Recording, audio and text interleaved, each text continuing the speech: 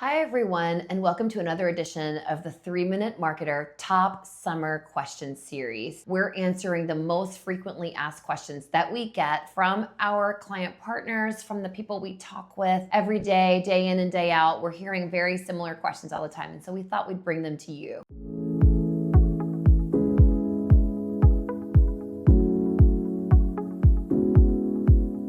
One of the most frequently asked questions that I get constantly is, do Google Ads work for lead generation in the wealth management business? It's a complicated answer. The short answer is yes. But there's a lot of caveats behind that. I'm going to tell you the most critical elements you need in place before you even place the first ad for ads to work. The first thing you need to consider is your ideal client profile. What challenges are they trying to solve for? How old are they? Where are they? What are their life circumstances? Are these people who are still generating wealth, or are these people who are approaching retirement? Are these people who live in high tax jurisdictions, or do they live in a state with lower taxes? Do these people still have challenges like saving for college or financial planning needs, or are they more focused on private investments and market movements? These are questions that only you can answer, but it is so important to have a detailed ICP, or ideal client profile, before you even start this process. The second step, once you've identified your ideal client profile, it's time to identify an organic